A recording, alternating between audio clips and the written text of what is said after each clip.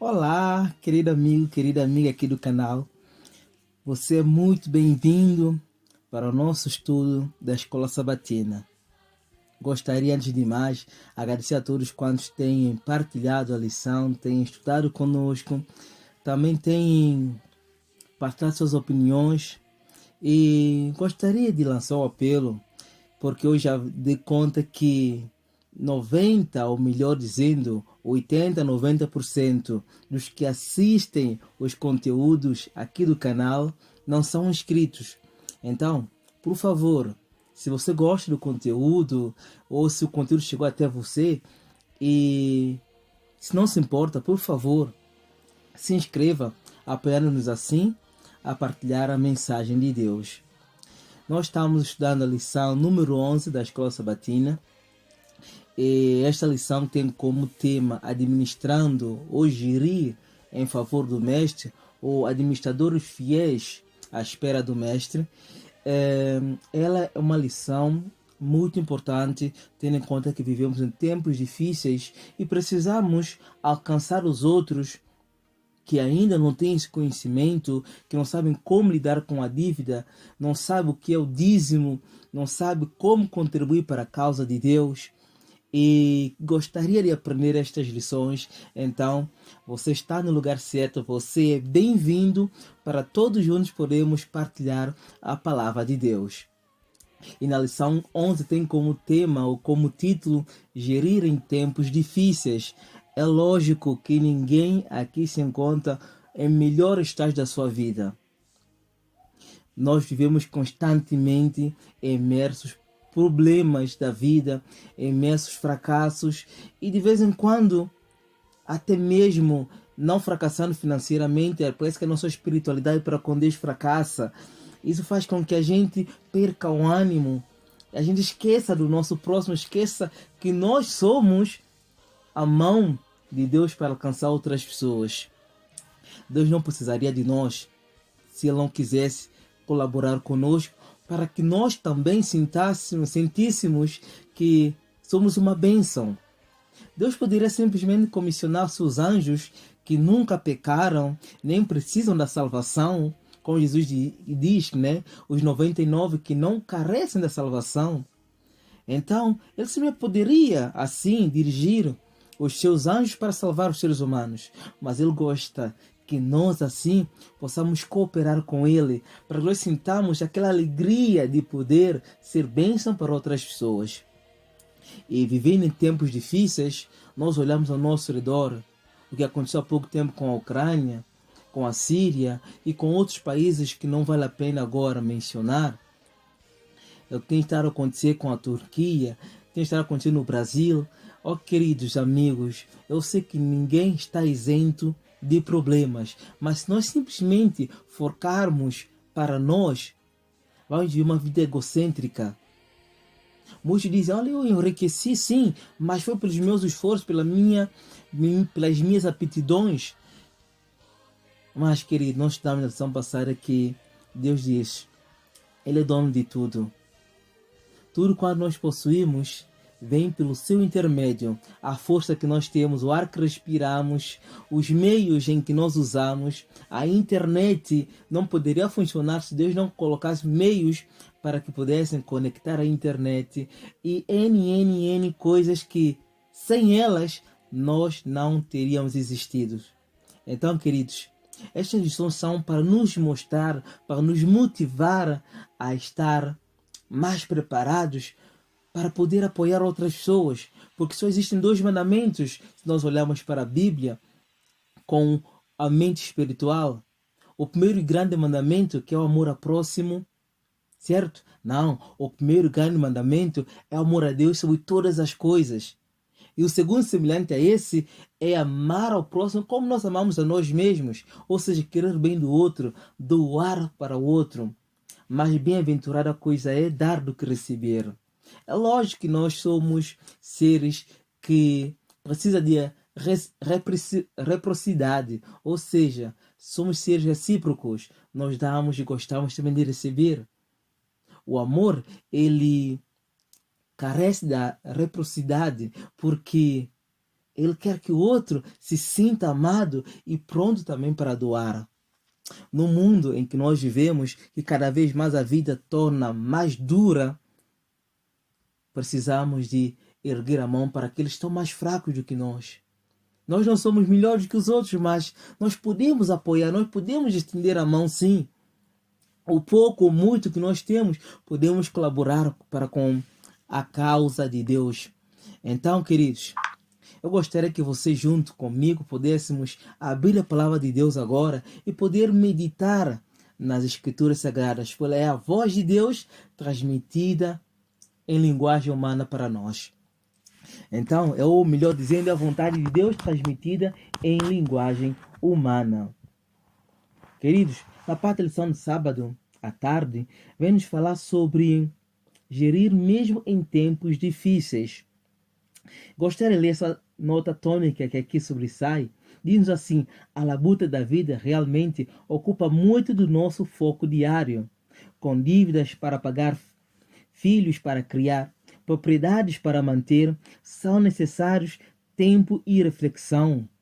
E claro, nós realmente necessitamos de roupa, alimento e abrigo. E no Sermão da Montanha, Jesus abordou estas necessidades básicas e depois declarou: de certo, vosso Pai Celestial bem sabe que necessitais de todas estas coisas, mas buscai primeiro o reino de Deus e a sua justiça, e todas essas coisas vos serão acrescentadas. Mateus 6, 32 e 33. No meio de tempos probantes, quando necessitamos de nos apoiar no Senhor, mais do que nunca, há alguns passos concretos baseados nos princípios bíblicos que devemos seguir. Então, queridos, são esses ensinos, são esses passos que nós temos estado a estudar nestas 11 ou essas 10 lições, e essa agora a 11ª, e que todas elas têm nos mostrado como gerir em favor do Mestre, olhando para tudo quanto possuímos que não são de nós mesmos. São tudo dons de Deus, suas dádivas para nós. E você, com certeza, sabe perfeitamente que nós existimos porque Deus nos mantém. Nenhum ser nesta terra vive por si mesmo, ou vive para si mesmo. Se ele vive para si mesmo, então ele não passa do nada, assim como os animais que vivem e simplesmente se desfaz. E não há mais lembrança deles. Até a lembrança de alguns animais, considera, você já ouviu aquela história, que não é história, é experiência de vida, daquele cachorro que foi assim adotado num lar em que ele acompanhava constantemente as pegadas do seu dono. E quando o dono ia para o trabalho, ele ficava no trem. Aliás, ficava aí na estação do trem à espera que o seu dono chegasse. E certa vez o seu dono faleceu. E ele ficou ali à espera que ele chegasse. Mas o dono nunca mais chegou. Até que o cachorro, de tanto ser zombado, de tanto ser espizinhado, por aí vai, ele não abandonou e acabou morrendo ali na estação. E tem uma estátua desse cachorro ali naquele país. Se você não conhece, se você não está a lembrar qual é a história, por favor, pede aqui para que eu possa te mostrar um trechozinho deste filme para que você possa compreender o que é gerir, o que é viver para o outro, o que é se doar para o outro. Bem, queridos, a avançar na nossa lição, por que colocar Deus em primeiro lugar na nossa vida? Por que colocar Deus acima de tudo, antes de tudo, para que nós não sejamos apanhados de improvisos? Por quê?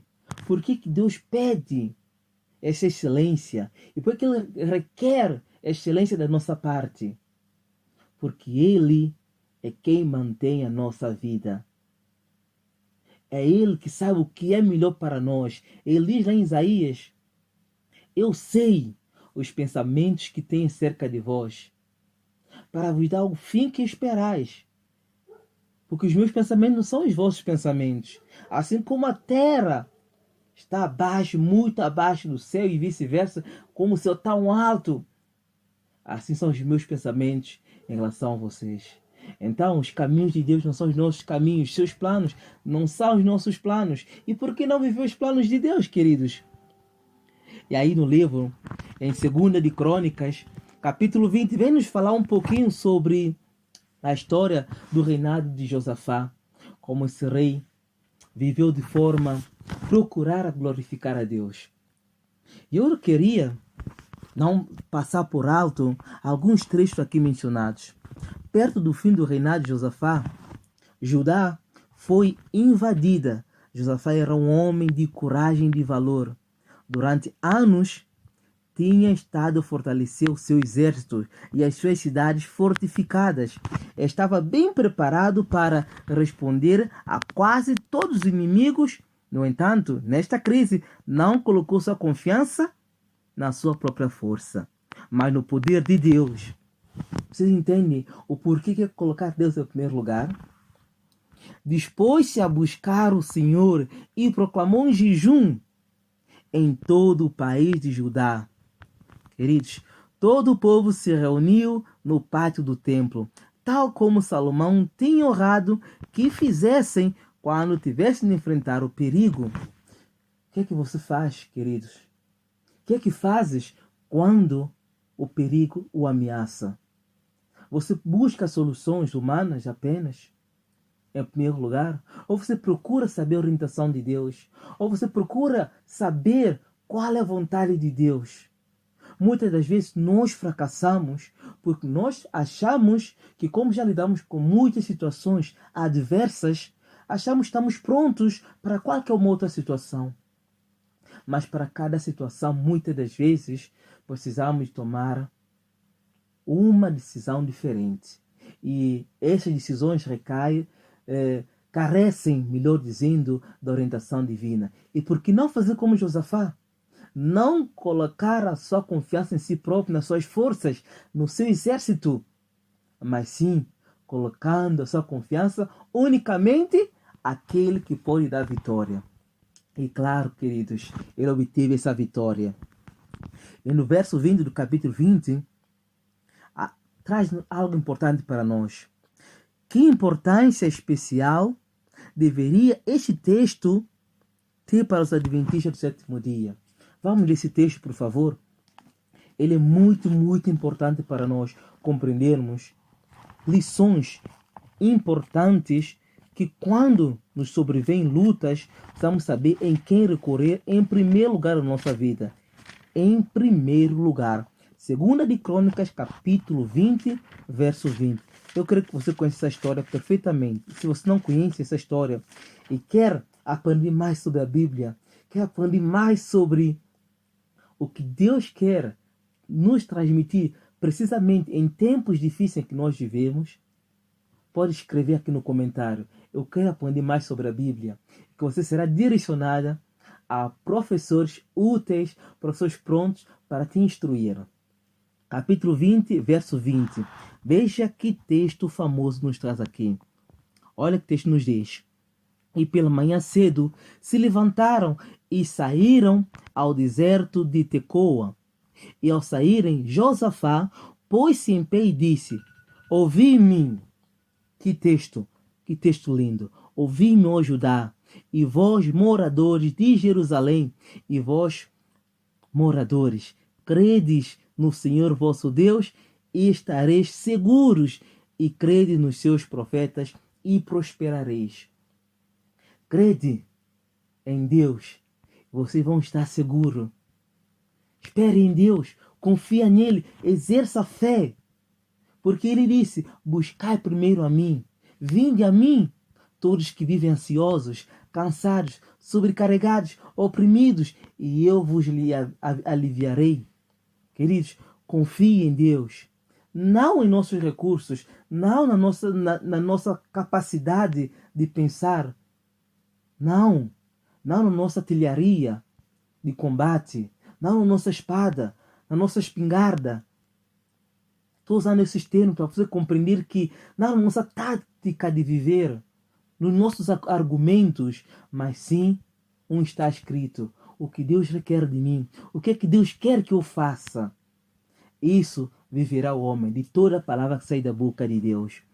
Crede em Deus, vosso Deus, e estareis seguros. Crede também em quem? Em seus profetas. O que é que Deus, através dos seus fiéis, deixou escrito? Porque é assim que seremos prósperos. Queridos, não criamos em nossos recursos. Não criamos em apenas naquilo que nós possuímos. O que fez Davi?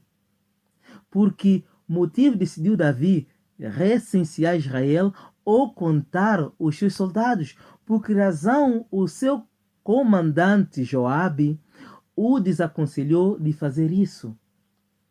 Por quê, queridos? Ao contrário de Josafá, Davi fez algo tremendo. E o que aconteceu? Houve um desespero, queridos. Houve desespero porque houve matanças em Israel. Houve mortes desnecessárias. Eu gostaria que você compreendesse que o inimigo está pronto, está ao nosso lado. Ele é como um leão que ruge. Ele é um leão que dá volta à presa, procurando uma forma mais fácil de atacar. E se nós estivermos desapercebidos, iremos cair. Davi contou os seus soldados, achando que era a multidão dos homens fortes e valorosos que ele venceria a batalha. Encontramos esse relato em 1 de Crônicas, capítulo 21, versos 1 a 14. E houve uma grande falha, queridos. Infelizmente, nunca ninguém confiou em Deus em vão. Sempre que batalhar em prol de Deus, prepare-se. E prepare-se bem. Há uma citação atribuída a um governante britânico, Oliver Cromwell, datado de 1599 a 1658, que antes de uma batalha disse ao seu exército: ponham a vossa confiança em Deus, meus rapazes, e mantenham o vosso pó seco. O que ele quis dizer com isso? Por outras palavras, façam tudo o que puderem para serem bem-sucedidos, mas, por fim, percebam que só Deus vos pode dar a vitória. Isso já dizia Salomão. O homem faz planos, mas é quem Deus tem a última palavra. É Deus quem dá a vitória. Não podemos confiar na artilharia, não podemos confiar em muitos carros, não podemos confiar nos MIGs que hoje existem para a batalha. Eu espero que você entenda que eu não estou usando essas expressões para dizer que nós devemos lutar, de pegar na arma para matar o nosso próximo. Não. Estou a mostrar que na vida, na labuta diária, as armas que devemos militar são as armas de Deus, as suas palavras. Vocês precisam compreender que nós, como seres humanos, nós fracassamos. Eu gostaria, antes de terminar, que você compreendesse algo sobre a vida de Martim Lutero. Certa vez, este homem, valoroso homem, esse monge, ele estava numa situação desastrosa. E todos quantos estavam com ele prepararam as armas. E ele disse: não, deixem-nos vir, não lutaremos com as armas. A nossa arma é a palavra de Deus. Combatamos unicamente com o que está escrito.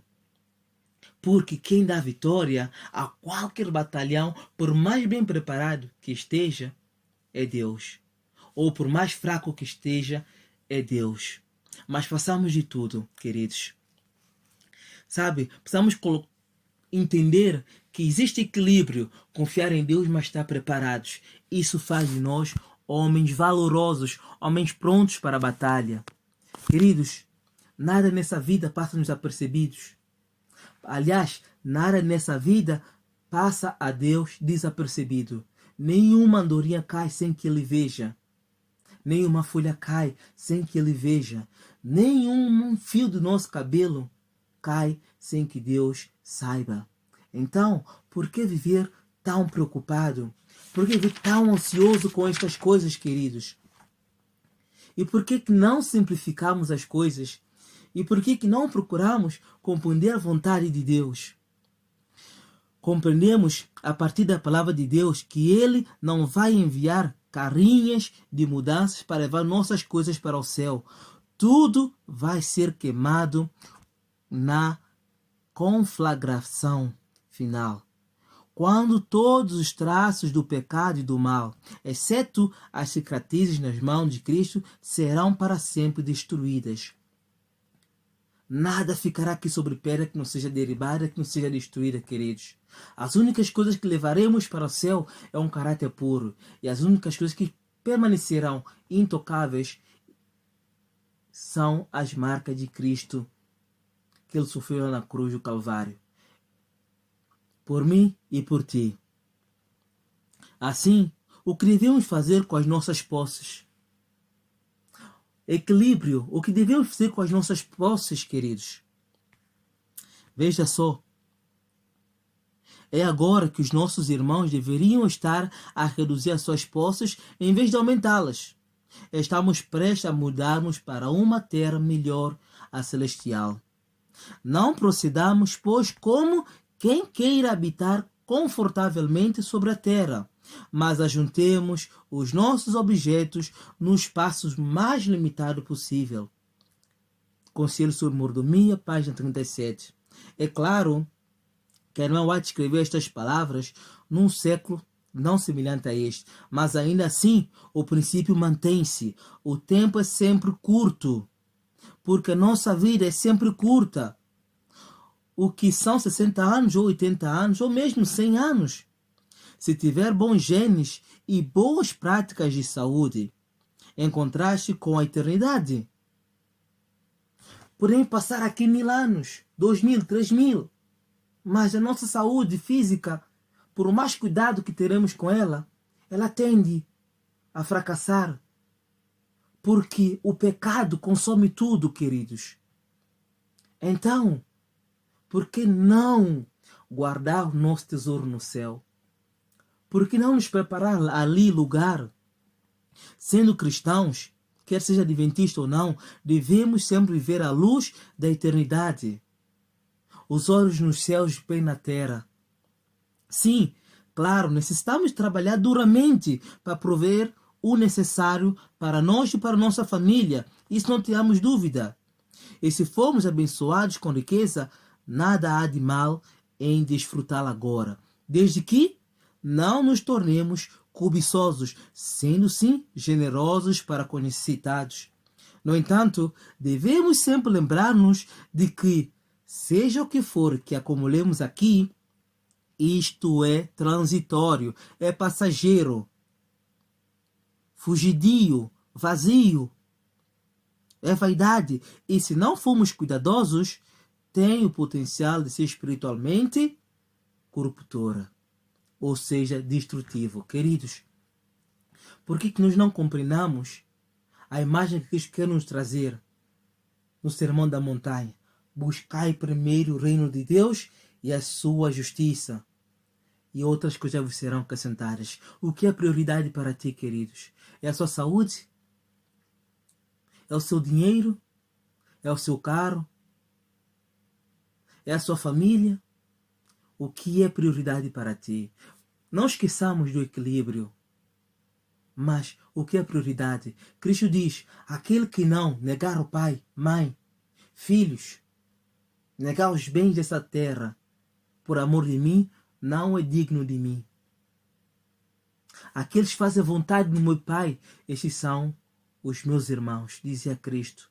Onde colocarmos Cristo, tudo será próspero. Queridos, no mundo teremos aflições, mas tenhamos bom ânimo.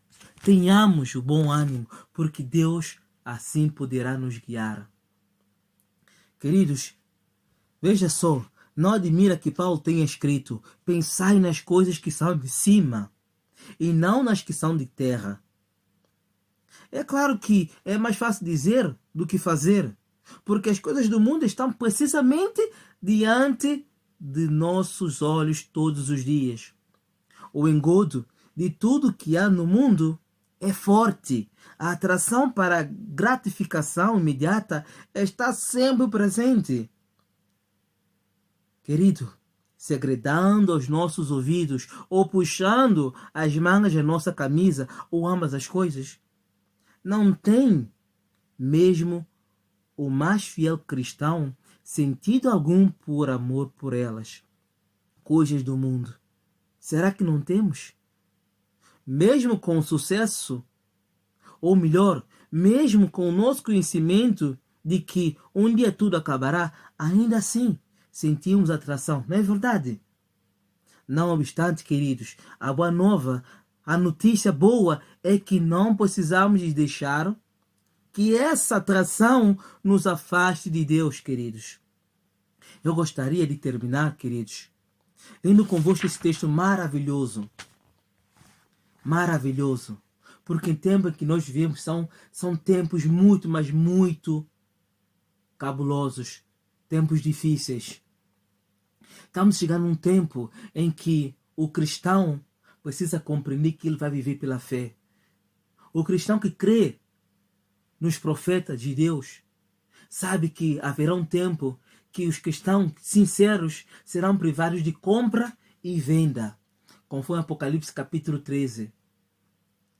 Eles serão privados disso. Por mais ricos que sejamos, que seremos, não podemos comprar ou vender se não tivermos a marca da besta, se não tivermos o selo do inimigo. Se não estivermos fazendo vontade ao inimigo, então, queridos, acreditam. Usem o teu raciocínio. Se tudo quanto nós possuímos hoje será entregue mais tarde ao Estado, então por que não abençoar a vida dos outros agora? Queridos, é difícil imaginar, sim, que seremos despojados das nossas bem-aventuranças, coisas que nós possuímos agora. Das nossas posses, dos nossos bens. Seremos despojados como que tudo isso não vale nada para nós mais. Ou não faz sentido. Temos que abandonar isso tudo, morar longe das cidades, morar no campo, viver fugitivo. Queridos, então por que não procurar hoje ajudar alguém? Abençoar a vida de alguém, queridos. Por que não? Eu queria ler esse texto convosco. 2 de Pedro 3, versos 10 a 14. Use seu raciocínio, pegue a sua Bíblia e medite nesse texto. Por favor, não compreendam mal a mensagem. Compreenda que Deus quer nos chamar a atenção para as coisas que são celestiais, coisas que são eternas. Mas Ele pede-nos que tenhamos equilíbrio. Os pés na terra. Aliás, os pés na terra, mas os olhos no céu. 2 de Pedro, capítulo 3, verso 10 a 14, nos diz assim: Mas o dia do Senhor virá como um ladrão de noite, no qual os céus passarão com grande estrondo, e os elementos ardendo se desfarão, e a terra e as obras que nela há se queimarão. Havendo, pois, de perecer todas estas coisas, que pessoa nos convém ser em santo trato e verdade, aguardando e apressando-vos para a vinda do dia de Deus, em que os céus em fogo se desfarão, os elementos ardendo se fundirão. Mas nós, queridos, a boa nova, mas nós, segundo a sua promessa, aguardamos novos céus e nova terra, em que habita a justiça. Por isso, amados, aguardando estas coisas, procurai que dele sejais achados imaculados e irrepreensíveis em paz.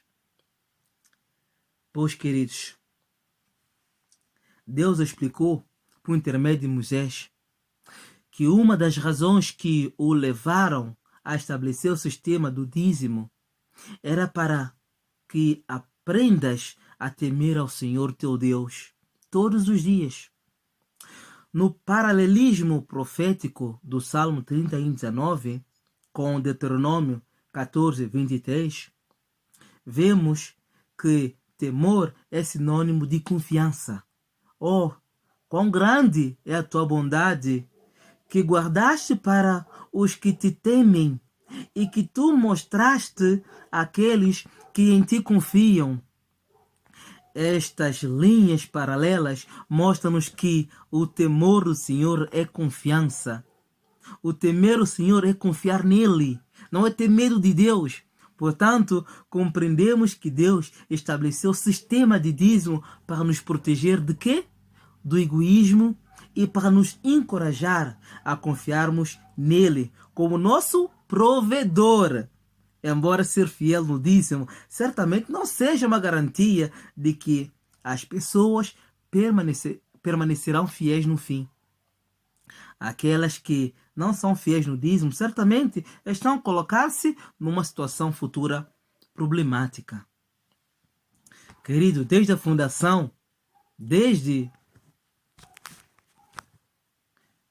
a fundação do cristianismo, nenhuma igreja alguma vez possui tanta riqueza e tanto conforto como aqueles de que a igreja em muitos países do mundo desfruta hoje. A questão é, a que custo?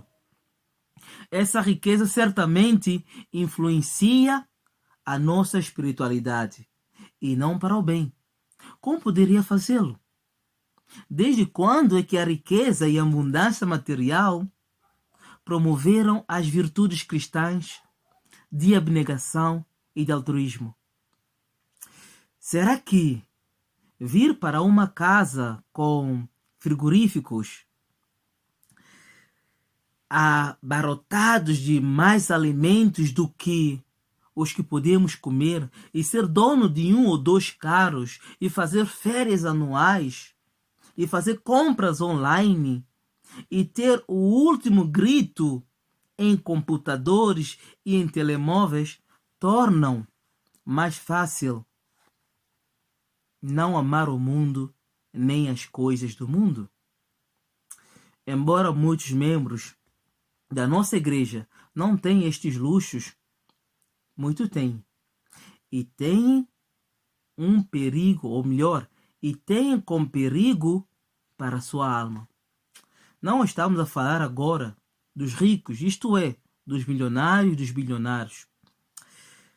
Pelo menos eles sabem que são ricos e podem seguir, se quiserem, as advertências bíblicas que lhes são dirigidas.